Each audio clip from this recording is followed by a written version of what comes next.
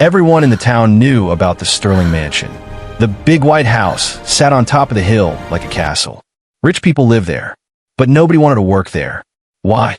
Because of Mrs. Victoria Sterling. In just 6 months, 15 maids quit their jobs. 15. Some left crying. Some left angry. One maid lasted only 3 hours. 3 hours. The story spread fast through the town. She is like a devil. One maid told everyone at the market. Nothing is ever good enough for her. She fired me for putting a spoon in the wrong place, another maid said. Just one spoon. The agency that sent maids to rich houses was worried. Nobody wanted to work for Mrs. Sterling anymore. The phone would ring, and they would say the job was at the Sterling mansion. Click. The person would hang up immediately. But then Maria walked into the agency office. Maria was 42 years old. She was a simple black woman with kind eyes and tired hands. She had 3 children at home. No husband. He died 5 years ago from a heart attack. Maria worked 2 jobs just to pay rent and buy food. But last week, she lost 1 job. Now she was desperate. I need work, Maria told the agency lady. Any work, please. The agency lady looked at Maria. She felt sorry for her, but she also saw hope. I have 1 job, the lady said slowly. But I must warn you, it is very difficult. I can do difficult, Maria said. I have done difficult my whole life. This is the Sterling mansion, the lady explained. Mrs. Victoria Sterling.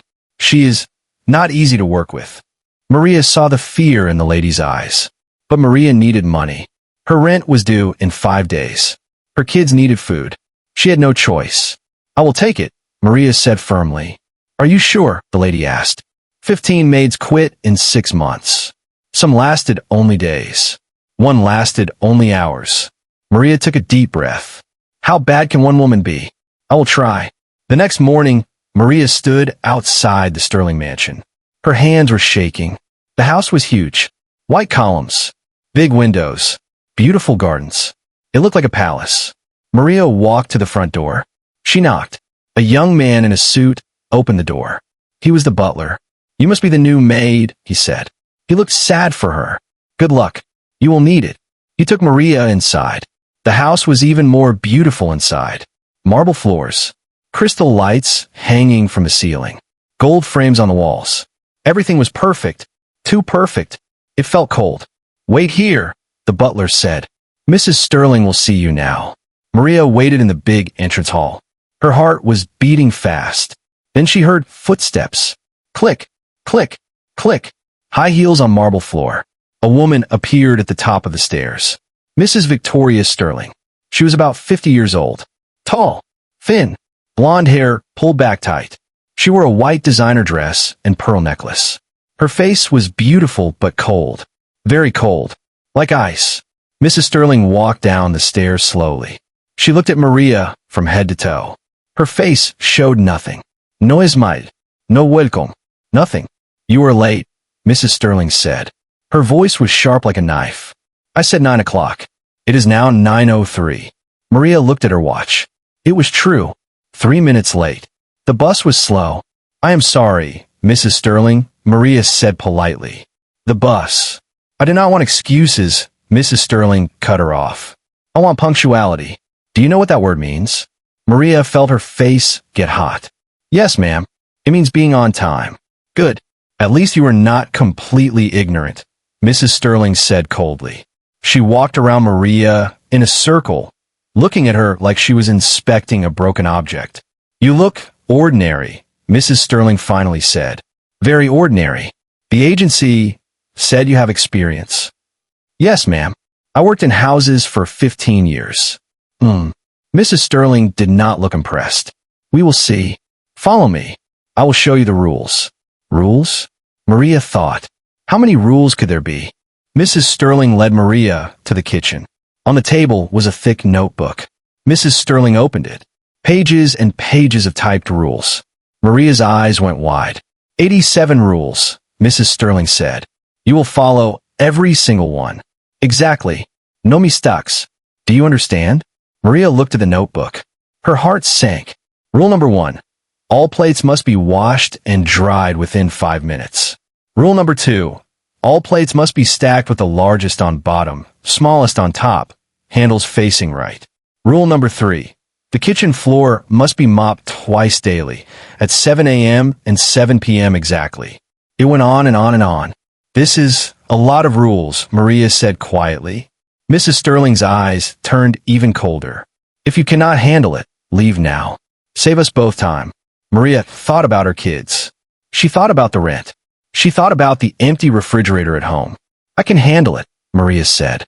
We shall see, Mrs. Sterling said. Most maids say that. Most maids quit before the week ends.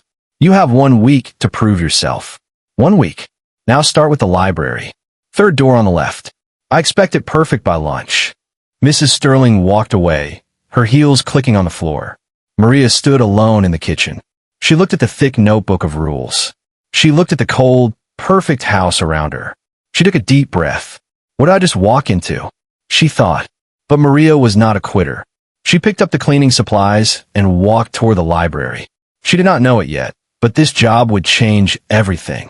Not just for her, but for Mrs. Sterling too. Because Maria saw something in that first hour, something that made her stop and think. When Mrs. Sterling thought nobody was watching, Maria saw her walk to a window. Mrs. Sterling stood there, staring out at nothing. And Maria saw something surprising. A tear rolled down Mrs. Sterling's cold face. Maria quietly cleaned the library. But her mind was not on the cleaning. She was thinking about that tear. Why would a rich woman with everything cry? What was she hiding behind that ice-cold face? Maria did not know the answer yet. But she was going to find out. The first day felt like a nightmare. Maria worked from 9 in the morning until 6 in the evening. 9 hours of pure stress. Mrs. Sterling followed her everywhere. She watched every move Maria made. Every single move. Wrong, Mrs. Sterling said when Maria dusted the bookshelf. You dust from left to right, not right to left. Did you not read rule number 43? Maria's hands were already tired. But she started again. Left to right this time. In the dining room, Maria arranged the flowers in a vase. White roses. They looked beautiful. But Mrs. Sterling walked in and frowned. The tallest flower goes in the center, she said coldly. The shorter ones circle around it. This looks like a child arranged them. Do it again. Maria did it again. In the kitchen, Maria washed the crystal glasses. She dried them carefully with a soft cloth. But Mrs. Sterling picked up one glass and held it to the light. I see a water spot, she said. 1 spot. That means you rushed. Wash all of them again. All 12. Maria's jaw tightened. But she said nothing. She needed this job. She washed all 12 glasses again. By lunchtime, Maria was exhausted. She sat in the small maid's room near the kitchen. Her back hurt. Her feet hurt. Her pride hurt even more. An old man walked in. He was the gardener. His name was Thomas. He had kind eyes and gray hair. First day, Thomas asked with a sad smile. Yes, Maria said, rubbing her sore feet. Let me guess, Thomas said. She followed you around. Criticized everything. Made you redo your work 5 times. How did you know? Maria asked. Because she does it to everyone, Thomas said. He sat down with a heavy sigh. I have worked here for 3 years. I have seen 15 maids come and go. You are number 16. Why do they all leave? Maria asked. Because she is impossible, Thomas said simply. Nothing is ever good enough. Nothing makes her happy. She is the coldest woman I ever met. Maria thought about the tear she saw. The tear on Mrs. Sterling's face by the window. I do not think she is cold, Maria said slowly. I think she is hurt. Thomas looked surprised. Hurt? That woman? She has everything. Money, big house, rich husband. What does she have to be hurt about? I do not know yet, Maria said. But something is wrong. I can feel it. Thomas shook his head. You are wasting your time trying to understand her. Just do your work and stay out her way. That is the only way to survive here. But Maria was not good at staying out of the way. That afternoon, Mrs. Sterling went upstairs. Maria finished cleaning the living room. Then she heard something strange. A sound coming from above. It sounded like crying. Maria walked to the bottom of the stairs. She looked up. The crying was coming from the 2nd floor. She knew she should not go up there. That was Mrs. Sterling's private area. But her heart told her to go. Maria climbed the stairs quietly. The crying got louder. It was coming from the end of the hallway. Maria walked slowly toward the sound. Then she saw her. Mrs. Sterling was sitting on the floor outside a closed door. Her back was against the wall. Her knees were pulled up to her chest. Her face was buried in her hands. And she was crying. Really crying. Her whole body was shaking. Maria froze. This was not the cold, mean woman from downstairs. This was a broken woman. A woman in deep pain. Mrs. Sterling had a pill bottle in her hand. Maria could see the label for where she stood. Anxiety medicine. Strong medicine. But what shocked Maria most was the door behind Mrs. Sterling. It had a lock on it. A big, heavy lock. And there were scratches on the door frame. Like someone had tried to open it many, many times but could not. Mrs. Sterling suddenly looked up. She saw Maria standing there. Her face changed in 1 second. The tears disappeared. The cold mask came back. "What are you doing here?" Mrs. Sterling's voice was like ice. "This floor is off limits. Did you not read the rules?" I heard crying," Maria said honestly.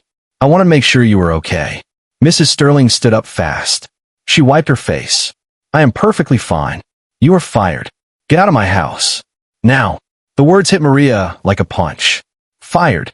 On the first day. Maria should have felt relieved. She could leave this impossible woman in this cold house. She could find another job. An easier job. But when Maria looked at Mrs. Sterling's red eyes, she did not see a mean boss. She saw a mother who lost something precious. She saw a woman drowning in pain and pushing everyone away. Maria made a decision. A crazy decision. "No," Maria said quietly. Mrs. Sterling's eyes went wide. "What did you say?"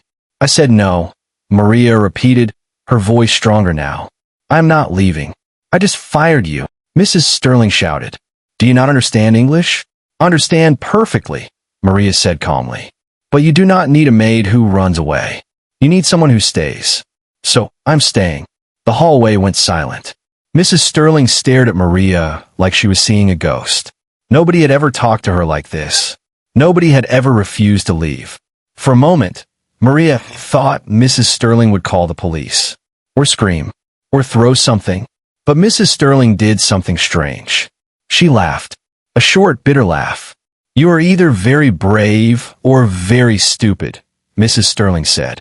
"Maybe both," Maria said with a small smile. Mrs. Sterling looked at the locked door behind her. Then back at Maria. Something changed in her eyes. Just for a second. The eyes cracked just a little. "Be here tomorrow at 9, Mrs. Sterling said quietly. "Sharp. Not 9:03. 9 exactly." Then she walked past Maria and down the stairs. Her heels clicked on the marble floor. Click, click, click. Maria stood alone in the hallway. She looked at the locked door. What was behind it? What secret was Mrs. Sterling hiding? Maria did not know yet. But she was going to find out. Because something told her that locked door was the key to everything. Maria came back the next morning. 9 o'clock exactly. Not 1 minute late. Mrs. Sterling looked surprised to see her. "You actually came back," she said. There was something different in her voice. Not warmth, but not ice either. Something in between. "I told you I would," Maria said simply. The second day was different. Mrs. Sterling still watched Maria work. She still pointed out mistakes. But she did not follow her around like yesterday. She kept her distance, like she was afraid to get too close. Maria noticed other strange things too. Mrs. Sterling barely ate anything. At lunch, the cook made a beautiful meal. Grilled chicken, fresh salad, homemade bread. But Mrs. Sterling only pushed the food around her plate. She took 2 bites and left the rest. "She never eats," the cook whispered to Maria. "Every day, I make good food. Every day, she wastes it. She is getting too thin." Maria also noticed the pills. Mrs. Sterling took them 3 times a day. Morning, afternoon, evening. She would take them quickly when she thought nobody was watching. But Maria was always watching. And every afternoon at exactly 3 o'clock, Mrs. Sterling went upstairs. She would stay up there for 1 hour. Alone. The staff knew never to disturb her during that hour. Never. On the 3rd day, Maria's curiosity became too strong. At 3 o'clock, Mrs. Sterling went upstairs like always. Maria waited 5 minutes. Then she quietly followed. She climbed the stairs slowly. The 2nd floor was silent. Maria walked down the hallway toward the locked door. She could hear Mrs. Sterling's voice. She was talking to someone. But when Maria got closer, she realized something strange. Mrs. Sterling was alone. She was talking to herself. No, not to herself. She was talking to someone who was not there. "I miss you so much, baby." Mrs. Sterling's voice was soft and broken. "Every day, I miss you more. Why did you leave me? Why did God take you?" Maria's heart broke. She understood now. Someone died. Someone Mrs. Sterling loved very much. "I keep your room exactly how you left it," Mrs. Sterling continued. "Your books, your toys, your clothes. Everything is waiting for you. I know you're not coming back, but I cannot let go. I cannot open this door and see your empty bed. It hurts too much." Maria felt tears in her own eyes. She started to back away quietly, but the old wooden floor creaked under her foot. The talking stopped immediately. "Who is there?" Mrs. Sterling's voice turned sharp again. Maria had two choices: run away or face her. Maria chose to face her. She stepped into view. Mrs. Sterling was sitting on the floor again, in the same spot as before. Her eyes were red. Her makeup was ruined from crying. She looked so small and fragile, not like the powerful woman who yelled at maids. "You," Mrs. Sterling said. Anger flashed in her eyes. "You followed me. You spied on me." "I'm sorry," Maria said, "but I was worried about you." "Worry?" Mrs. Sterling stood up fast. "You work for me. You do not worry about me. You clean my house and stay out of my business." "I cannot do that," Maria said gently. "Why not?" Mrs. Sterling demanded. "Because I know pain when I see it," Maria said, "and you are drowning in it." Mrs. Sterling's face changed. The anger melted away. Her shoulders dropped. She looked exhausted, like she had been fighting a war for too long. "You do not understand," Mrs. Sterling whispered. "Then help me understand," Maria said. She took a step closer. "What is behind that door?" Mrs. Sterling looked at the locked door. Fresh tears rolled down her face. "My daughter," she finally said. "Sarah. She was 12 years old. She died 3 years ago." The words hung in the air like heavy smoke. Maria felt her own throat tighten. She had 3 children at home. She could not imagine losing one of them. The pain must be unbearable. "How?" Maria asked softly. "Leukemia," Mrs. Sterling said. "Blood cancer. We tried everything. The best doctors. The best hospitals. We spent millions. But nothing worked. She died in that room. In her own bed. Holding my hand." Mrs. Sterling's voice broke completely. She covered her face with her hands and sobbed. Deep, painful sobs that came from her soul. Maria did not think. She just acted. She walked forward and wrapped her arms around Mrs. Sterling. The rich woman. The impossible boss. The person who fired her 2 days ago. Mrs. Sterling went stiff at first, like she forgot what a hug felt like. But then she collapsed into Maria's arms. She cried on Maria's shoulder like a child. All the pain she had been holding for 3 years came pouring out. They stood there in the hallway for a long time. Maria just held her and let her cry. When Mrs. Sterling finally pulled away, her face was a mess. Makeup everywhere. Eyes swollen. But something had changed. The ice wall had a crack in it now. A big crack. "I have not opened that door since the day she died," Mrs. Sterling said quietly. "I locked it. I locked everything inside. Her smell, her things, her memory. I thought if I kept the room frozen in time, part of her would still be here. But it is killing you," Maria said gently. "You are not living. You are just existing." "I do not know how to live without her," Mrs. Sterling admitted. "She was my whole world. My only child. When she died, I died too. I just forgot to stop breathing." Maria understood now. The 87 rules. The perfectionism. The pushing everyone away. Mrs. Sterling was trying to control everything because she could not control the one thing that mattered. She could not save her daughter. "What was she like?" Maria asked. "Tell me about Sarah." Mrs. Sterling looked surprised. "You want to know about her?" "Yes," Maria said. "I want to know the girl who had such an amazing mother." For the first time in 3 years, Mrs. Sterling smiled. A real smile. Small and sad, but real. She loved to paint, Mrs. Sterling said. She wanted to be an artist. She painted the most beautiful pictures. Flowers and birds and sunsets. She saw beauty in everything. "She sounds wonderful," Maria said. "She was," Mrs. Sterling whispered. "She was perfect, and now she is gone." And I am alone in this big, empty house with nothing but memories and locked doors. Maria took Mrs. Sterling's hand. You are not alone anymore, she said firmly. I am here, and I am not going anywhere. Mrs. Sterling looked at Maria with confused eyes. Why? Why do you care? You barely know me, and I have been horrible to you. Because 5 years ago, I lost my husband, Maria said. Heart attack. One day he was here, next day he was gone. I know what it feels like to have your world destroyed. And I know you cannot heal alone. Nobody can. Something passed between them in that moment. Understanding. Connection. Two women who knew loss. Two women who knew pain. Mrs. Sterling squeezed Maria's hand. Thank you, she whispered. It was just 2 words, but they meant everything. The next morning changed everything. Maria arrived at 9 o'clock sharp. But this time, Mrs. Sterling was waiting for her at the door. She looked different. Her hair was not pulled back so tight. She wore a simple blue dress instead of the fancy white ones. Her face looked softer. Good morning, Maria, Mrs. Sterling said. Not, you are late, or get to work. Just good morning. With her name.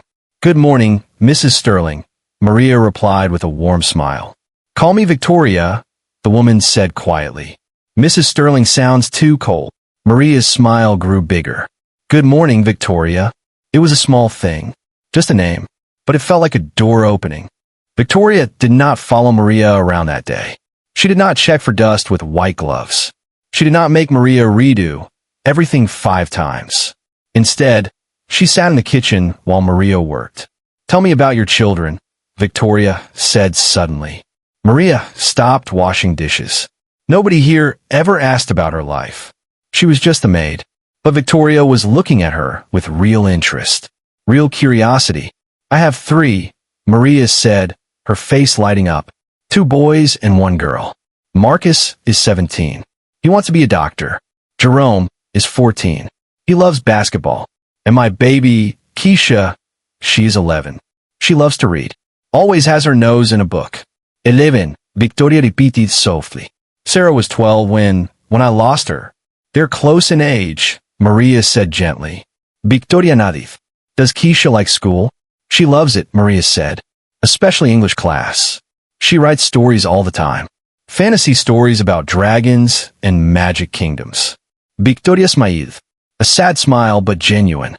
Sarah loves stories too. She would make me read to her every night before bed. Even when she got older. Even when she was sick in the hospital. They talked for an hour. Not about work. Not about rules. Just about life. About children. About memories. About love and loss. Maria learned that Victoria's husband, Richard, was always traveling for business. He was rarely home. After Sarah died, he traveled even more.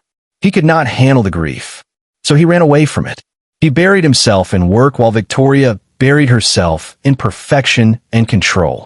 We live in the same house, but we are strangers now, Victoria admitted. We barely talk. We barely look at each other. Sarah was the glue that held us together. Without her, we're just 2 broken people living separate lives. Maria's heart ached for her. Have you told him how you feel? How can I? Victoria said. He lost a daughter. I lost a daughter. We should comfort each other. But instead, we avoid each other. It is easier that way. Less painful.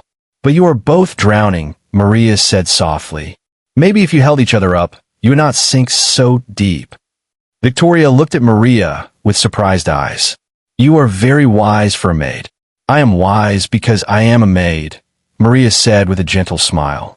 I've seen a lot of life. Rich people, poor people. Happy people, sad people. Pain does not care about money, Victoria. It comes for everyone. The question is, do we face it alone or together? Victoria was quiet for a long moment. Then she said something that shocked Maria. Would you have lunch with me today? Not as my maid. As my friend. Maria felt warmth spread through her chest. I would love that. They ate lunch together at the big dining room table. The cook made chicken soup and fresh bread. Victoria actually ate. She finished the whole bowl. It was the first full meal she had eaten in weeks. They talked and laughed. Victoria told funny stories about Sarah. How she once painted the garden wall with mud because she ran out of brown paint. how she taught the family dog to play dead and scared Richard half to death. Maria shared stories too, about the time Marcus tried to cook dinner and almost burned down their apartment, about Jerome bringing home a stray cat and hiding it in his closet for 3 days, about Keisha writing a 20-page story and making the whole family listen to her read it out loud. For the first time in 3 years, the Sterling mansion felt alive. There was laughter in the halls, warmth in the rooms, light where there used to be only darkness. But not everyone was happy about the changes. That evening, Richard Sterling came home from a business trip. He walked into the kitchen and stopped dead. His wife was sitting at the table with a maid. They were drinking tea and talking like old friends. "Victoria," Richard said, confusion all over his face. "What is going on?" Victoria looked up. For a second, the old cold mask almost came back. But then she saw Maria's encouraging smile. She took a breath. "Richard, this is Maria," Victoria said. "She is more than our maid. She is my friend." Richard's eyebrows shot up. He looked at Maria, then back at his wife. "Friend?" "Yes," Victoria said firmly. "She has been here for almost 2 weeks. She is the first person who did not run away from me. The first person who actually sees me." Richard did not know what to say. He had not seen his wife smile in 3 years. He had not heard her voice sound so alive. It was shocking, almost scary. "How did you do this?"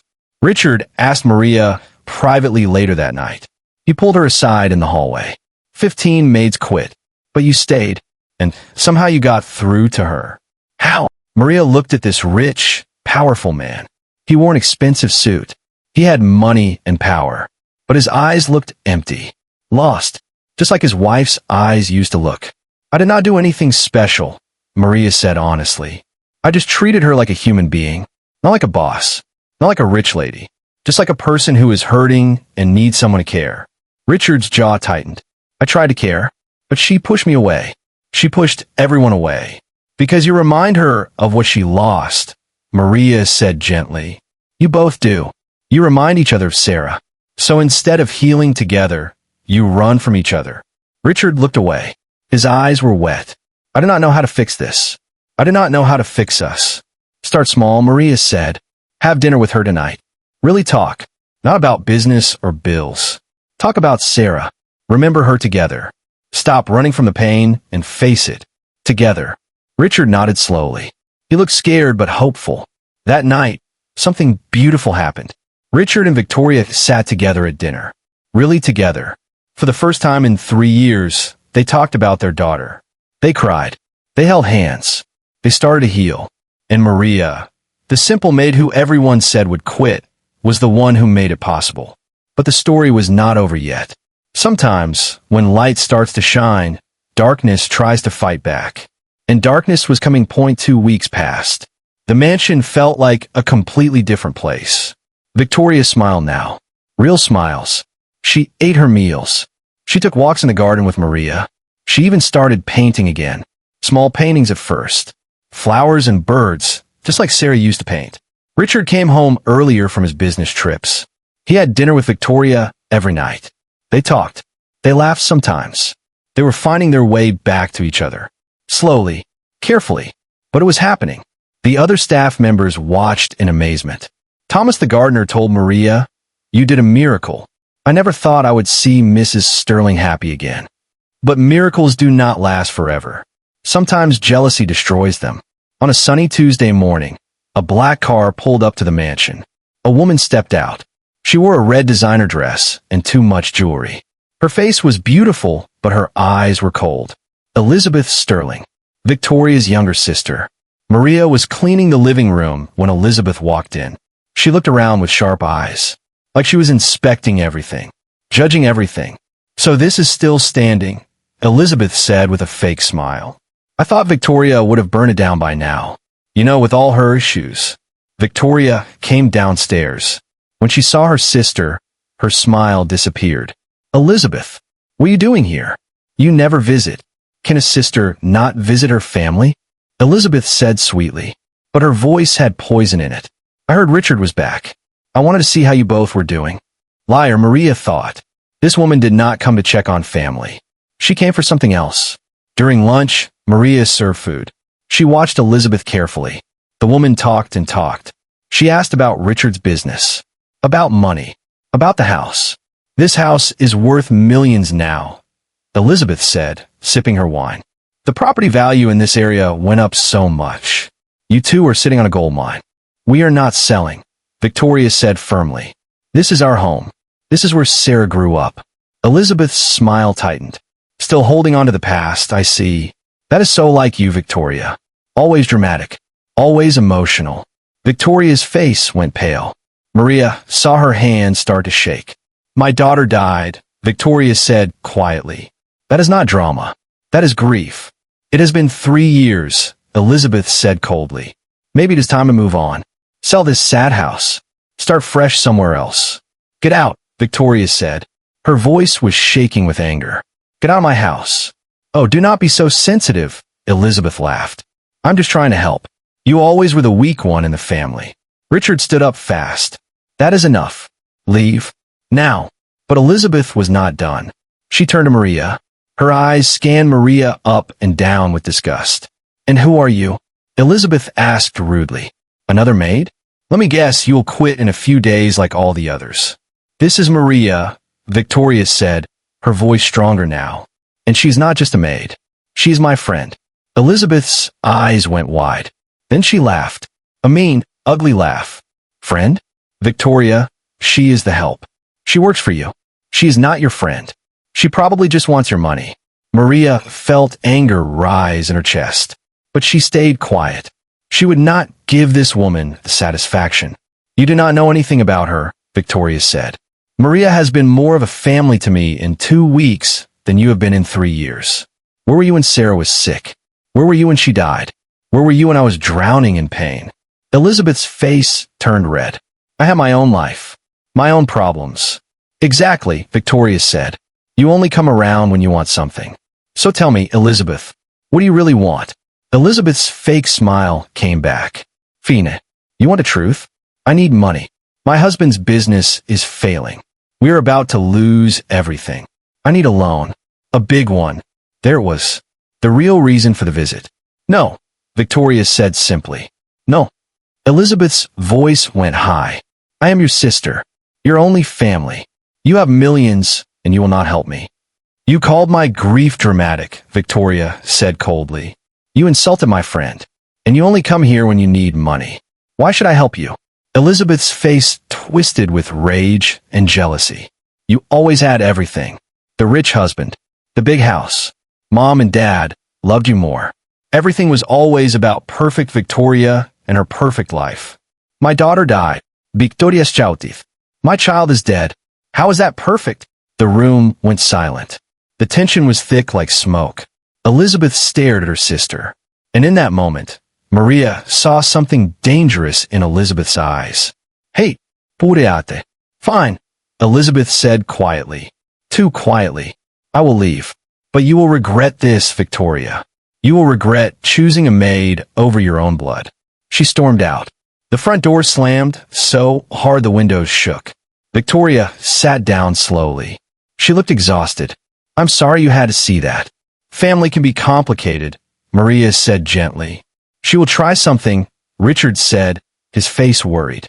Elizabeth never accepts no. When she wants something, she finds a way to get it. Or she destroys everything trying. What can she do? Victoria asked. We said no. It is over. But Richard was right to worry. 3 days later, Victoria called Maria upstairs. Her voice sounded panicked. Maria, come here. Now. Maria ran upstairs. Victoria was standing in her bedroom. Her jewelry box was open, and it was empty. My diamond necklace, Victoria said, her voice shaking. The one Richard gave me for our 20th anniversary. It is gone, and my emerald bracelet, and my pearl earrings. Thousands of dollars worth of jewelry. Stolen. Maria's heart sank. When did you last see them? 2 days ago, Victoria said. Right before Elizabeth visited. They both knew what this meant. But then Victoria's face changed. She looked at Maria with suspicion. Maria's blood went cold. You have been in my bedroom, Victoria said slowly. You clean here every day? Victoria, no, Maria said. I would never. Elizabeth warned me. Victoria interrupted. She said you probably just wanted money. I defended you. But now my jewelry is missing. I did not take anything, Maria said firmly. I swear on my children's lives. Richard came into the room. What is happening? Her jewelry is missing, Maria said. And she thinks I took it. Richard looked uncomfortable. Maria, maybe you should empty your pockets. Just to clear this up. Maria felt tears burn her eyes. After everything they had been through, after all the healing, they still saw her as just the maid, just the help, someone who could not be trusted. But Maria stood tall. Fina, check my pockets, check my bag, check my locker downstairs. You will find nothing, because I took nothing. Victoria's hands were shaking. She looked torn between believing Maria and believing the evidence. If you did not take it, Victoria said quietly, then who did? The answer was obvious, but nobody wanted to say it out loud. Just then, Elizabeth walked into the room. She had a key. She never gave it back after Sarah's funeral. Oh my, Elizabeth said with fake shock. What is all the drama about? Maria looked at Elizabeth's designer purse. It was big, expensive, and it looked heavy, very heavy. Maria stared at Elizabeth's purse. Something was not right. The bag looked too full, too heavy. Elizabeth held it close to her body, like she was protecting something. Elizabeth, Victoria said, her voice cold. What are you doing here? How did you get in? I still have my key, remember? Elizabeth said with a sweet smile. I came to apologize. I was rude the other day. Sisters should not fight over money. But Maria was not listening to her words. She was watching her body language. Elizabeth's eyes kept moving, looking at the door, looking at her purse. She was nervous, very nervous. Your jewelry is missing? Elizabeth asked innocently. Oh no, that is terrible. You should call the police. Check the cameras.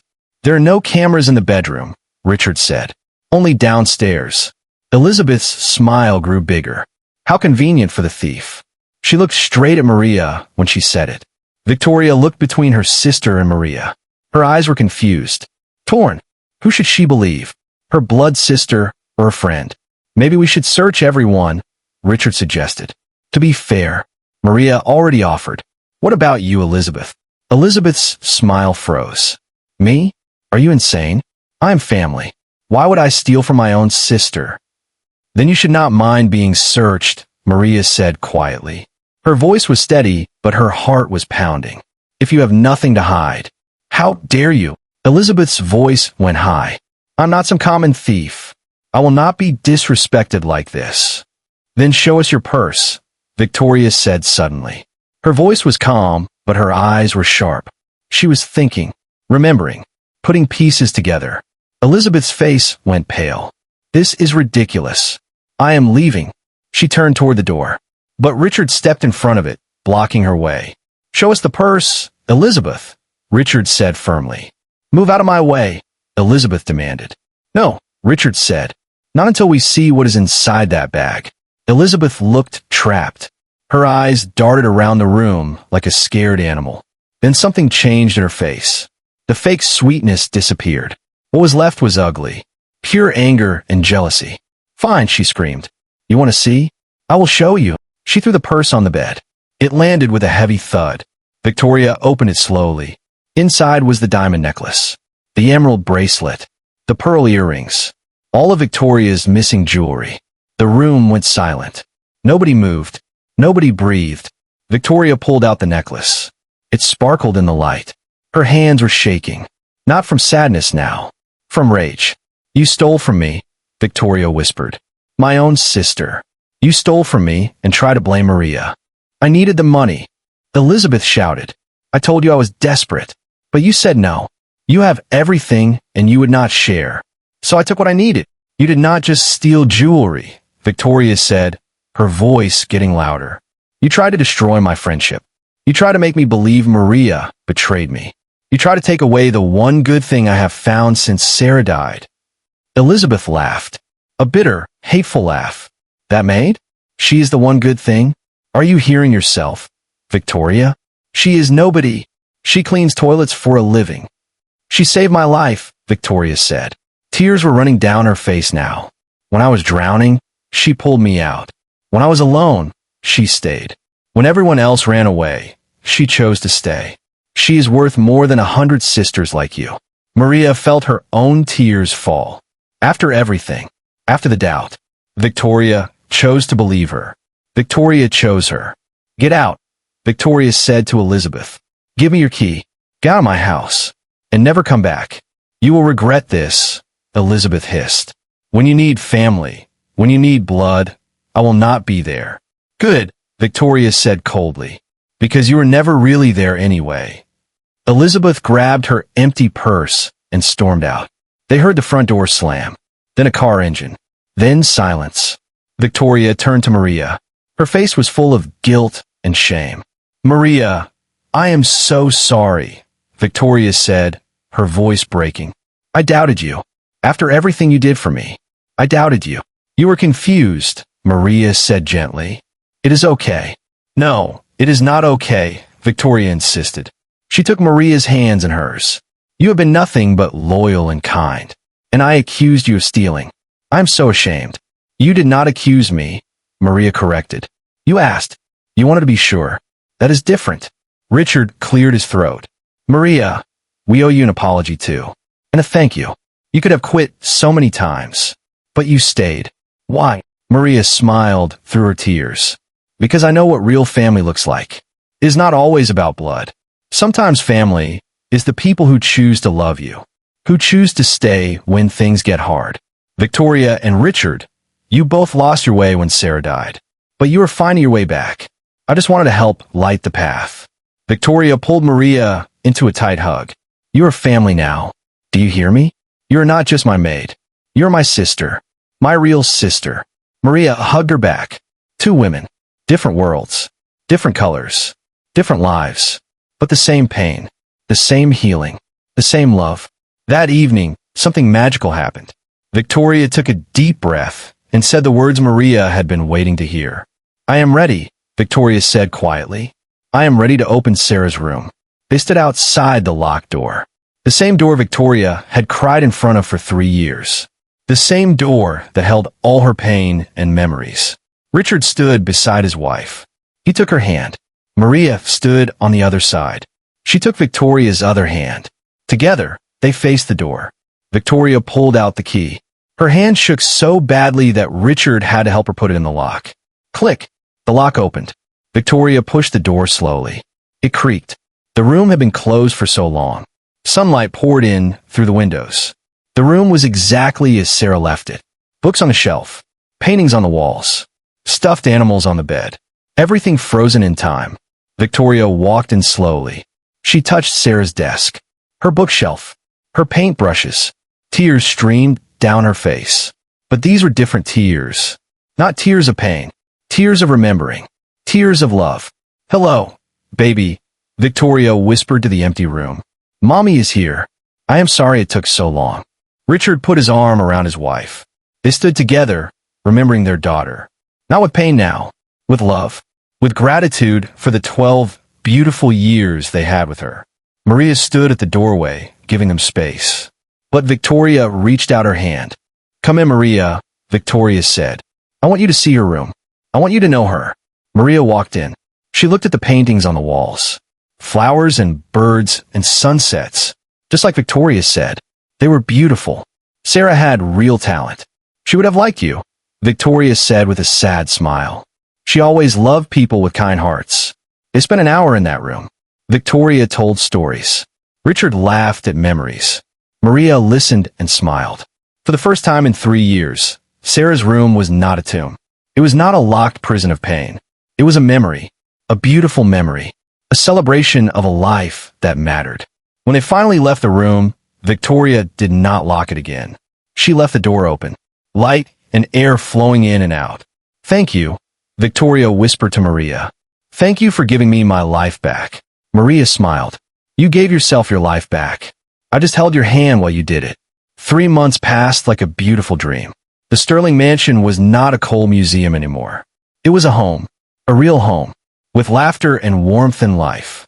Victoria was completely different now. She smiled every day. She ate full meals. She stopped taking so many pills. The dark circles under her eyes disappeared. She looked younger, happier, alive.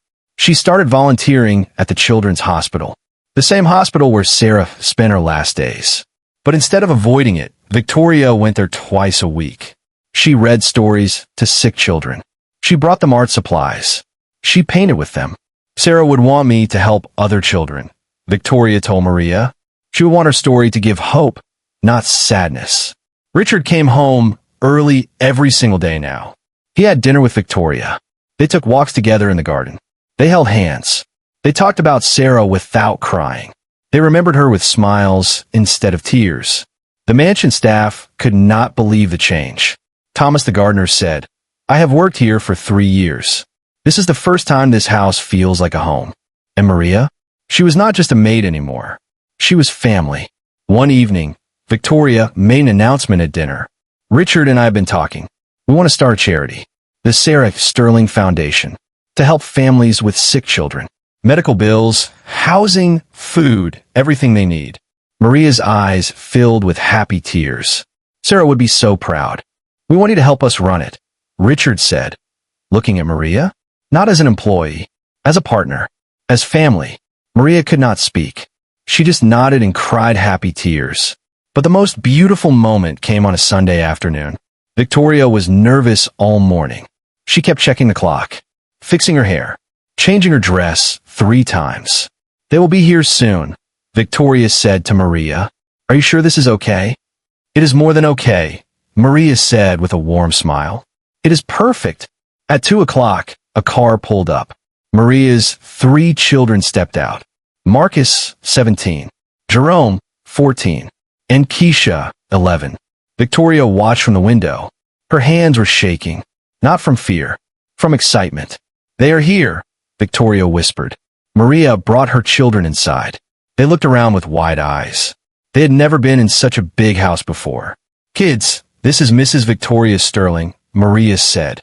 "She is my friend, my very good friend." Victoria knelt down to Keisha's level, the little girl with braids and curious eyes. The same age Sarah was when she died. "Hello, Keisha," Victoria said softly. "Your mom told me you love to read." Keisha nodded shyly. "I have someone I want you to meet," Victoria said. She took Keisha's hand and led her upstairs, to Sarah's room, the room that was finally open, finally breathing. "This was my daughter's room," Victoria said. Her name was Sarah. She loved books too, and she loved to paint. "Would you like to see her paintings?" Keisha's eyes went wide. "Really?" They spent the afternoon in Sarah's room. Keisha looked at every painting, every book. Victoria told her stories about Sarah, and Keisha listened with wonder. Marcus and Jerome played basketball with Richard in the backyard. Richard taught them tricks. They laughed and competed like they had known each other for years. Maria stood in the kitchen with tears in her eyes. She watched through the window. Her children, playing and laughing in this mansion, being treated like family, not like outsiders, not like they did not belong. Victoria came downstairs with Keisha. The little girl was holding one of Sarah's books. Victoria said I could borrow it, Keisha said excitedly to her mom. "It is about a girl who finds a magic garden." "That was Sarah's favorite book," Victoria said. She looked at Maria with so much love. "I want Keisha to have it, not borrow it.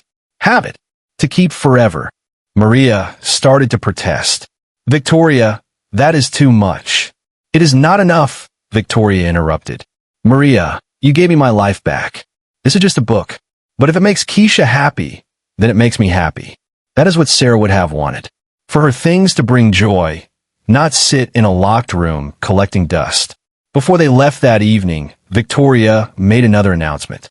"I have been thinking," Victoria said. "This house is too big for just Richard and me. It feels empty. But when you all were here today, it felt full. It felt right." She looked at Maria's children. Then, at Maria. "I want you all to move in," Victoria said. "There are 6 empty bedrooms upstairs. You can each have your own room. Maria, you would not have to work 2 jobs anymore. You could spend time with your kids. Help us with the foundation. Be here, with us, as family."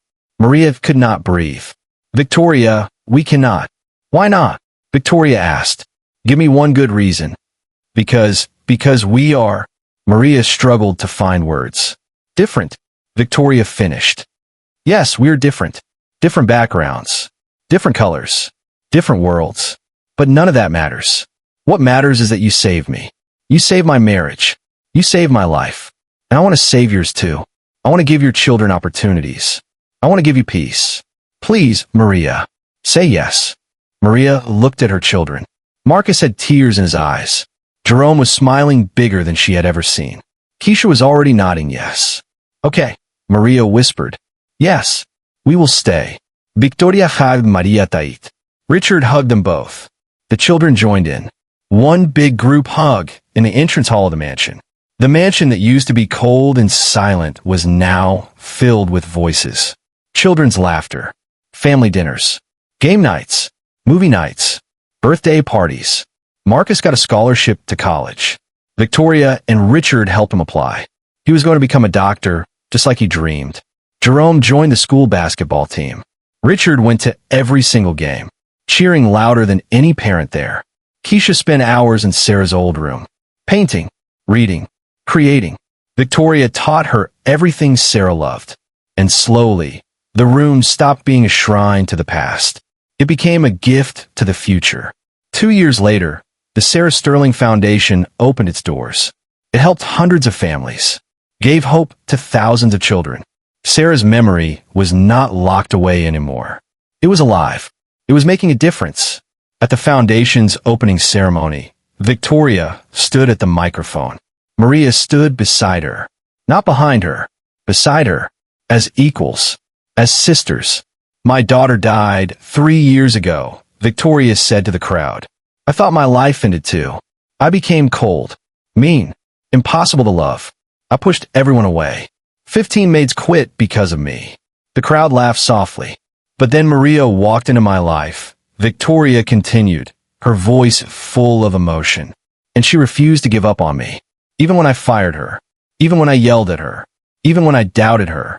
She stayed. She saw past my anger and saw my pain. She did not just clean my house. She helped heal my heart. Victoria turned to Maria. They said no maid could last with me. They said I was impossible. But Maria did not try to change me. She just loved me. And that love changed everything. Maria wiped tears from her eyes. This foundation exists because one woman refused to run away, Victoria said. One woman chose love over fear, patience over judgment, hope over despair. Maria did not do the impossible. She just did what we all should do. She cared. The crowd stood and clapped. But Maria was not looking at them. She was looking at Victoria, her friend, her sister, her family. After the ceremony, they sat together in the garden. Victoria, Richard, Maria, and all 3 kids. Like a real family. A beautiful, blended, unexpected family. Mama, Keisha said, climbing into Maria's lap. Tell us the story again. About how you met Miss Victoria. Maria smiled. You have heard it 100 times. Tell it again, Jerome said. Marcus nodded. Please. Even Victoria and Richard leaned in, wanting to hear it again. So Maria told the story. About the impossible woman. About the locked room. About the sister who tried to destroy everything. About the moment when walls came down and hearts opened up. Everyone said she was too hard to love, Maria finished. But they were wrong. Nobody is impossible to love. Some people just need more patience. More understanding. More time. Victoria rested her head on Maria's shoulder. Thank you for not giving up on me. Thank you for letting me stay, Maria whispered back. They sat there as the sun set over the mansion. The house that used to be a prison was now a home. The woman who used to be impossible was now full of love. The maid who was supposed to quit became the person who changed everything. Because sometimes the most broken people just need someone brave enough to stay. Someone strong enough to see past the walls. Someone loving enough to heal wounds that nobody else could see. Maria did not do the impossible. She just did what love always does. She stayed. And that made all the difference. The end.